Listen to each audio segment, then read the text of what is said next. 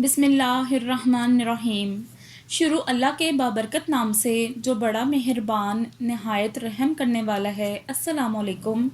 رسول مقبول حضرت محمد مصطفیٰ صلی اللہ علیہ وآلہ وسلم مکہ معظمہ سے ہجرت کر کے جب مدینہ منورہ تشریف لائے تو مقام قباء میں نزول اجلاس فرمایا اور ارشاد کیا، میں اس وقت تک مدینہ میں نہیں داخل ہوں گا جب تک میرے بھائی علی علیہ السلام نہ آ جائیں۔ سلمان فارسی اس وقت تک مدینہ میں ایک یہودی کے غلام تھے اور اپنے مالک کے کھجوروں کے باغ میں پانی دیتے اور ان کی حفاظت کیا کرتے تھے۔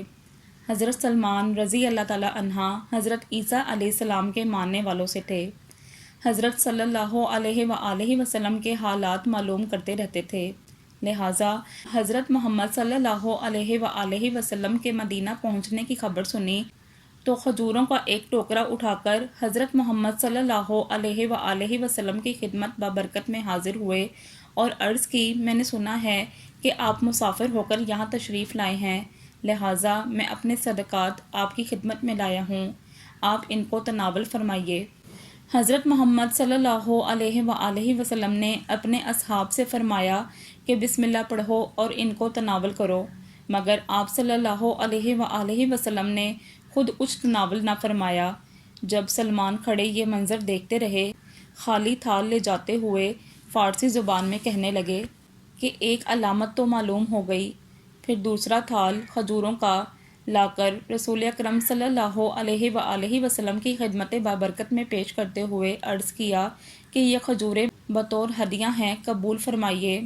حضور ختمی مرتبت صلی اللہ علیہ وآلہ وسلم نے یہ ہدیہ قبول فرماتے ہوئے خود بھی یہ خرمے تناول فرمائے اور دیگر اصحاب کو بھی دیے کہ وہ بھی کھائیں۔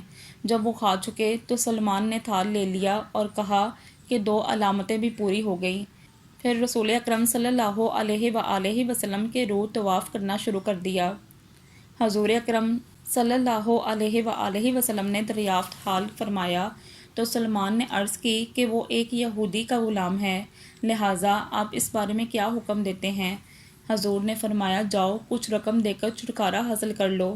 سلمان نے یہودی کے پاس جا کر کہا، میں چونکہ مسلمان ہو چکا ہوں اور نبی اکرم صلی اللہ علیہ وآلہ وسلم کی پیروی شروع کر دی ہے، اس لیے مجھ سے کچھ لے کر مجھے آزاد کر دیا جائے۔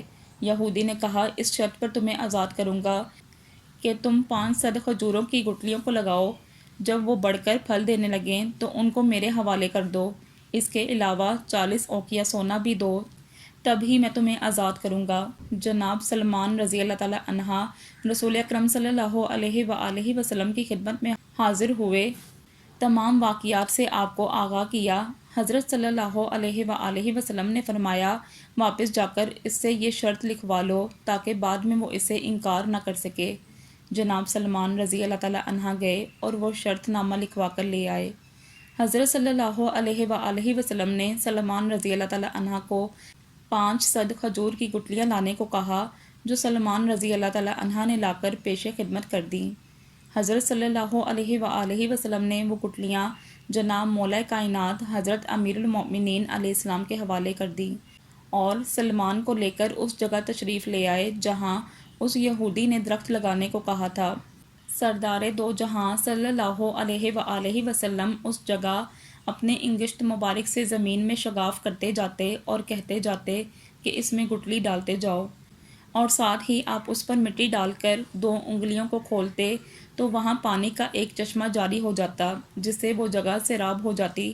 پھر آپ صلی اللہ علیہ وآلہ وسلم دوسری جگہ چلے جاتے اور یہی عمل کرتے۔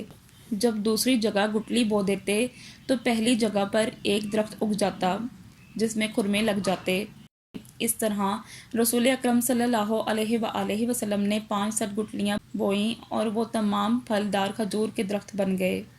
یہودی جو ساتھ ساتھ چل رہا تھا یہ نظارہ دیکھ کر کہنے لگا کہ واقعی قریش سچ کہتے تھے کہ محمد صلی اللہ علیہ وآلہ وسلم جادوگر ہیں۔ پھر بولا کہ اے سلمان، میں نے کھجوروں کا باغ تو لے لیا لیکن وہ 40 اوقیہ سونا کہاں ہے؟ یہ سنتے ہی رسول اکرم صلی اللہ علیہ وآلہ وسلم نے اپنے سامنے سے ایک پتھر اٹھایا تو وہ متوقع سونے سے کہیں بہتر سونا بن گیا۔ جب یہودی کو دے دیا گیا اور یہودی نے جب اس سونے کا وزن کیا تو وہ نہ کم اور نہ زیادہ بلکہ ٹھیک 40 اوقیہ سونا تھا۔ لہٰذا جناب سلیمان رضی اللہ تعالی عنہ اب آزاد ہو کر خدمت رسول مقبول صلی اللہ علیہ وآلہ وسلم میں حاضر ہو گئے اور عمر بھر سچے دل سے آپ کی خدمت کرتے رہے۔ اللہم صلی علی محمد وعلی آل محمد۔ اے اللہ بطفیل حبیب مکرم صلی اللہ علیہ وآلہ وسلم اور ان کی پاک و طاہر آل علیہ السلام، جس طرح تو نے جناب سلمان فارسی رضی اللہ تعالی عنہ کی مشکل آسان فرمائی، بالکل اسی طرح ہر مومن اور ہر مومنہ کی بھی مشکل آسان فرما اور ہر مراد بھی انہی پاک ہستیوں کی طفیل پوری فرما، آمین ثم آمین۔ امید کرتی ہوں آپ کو میری ویڈیو پسند آئی ہوگی، تو ویڈیو کو لازمی لائک کر دیں، چینل کو سبسکرائب کر دیں اور بیل آئیکن پر کلک کر دیں تاکہ میری ہر آنے والی نیو اسلامک ویڈیو سب سے پہلے آپ تک پہنچ سکے۔ جزاک اللہ۔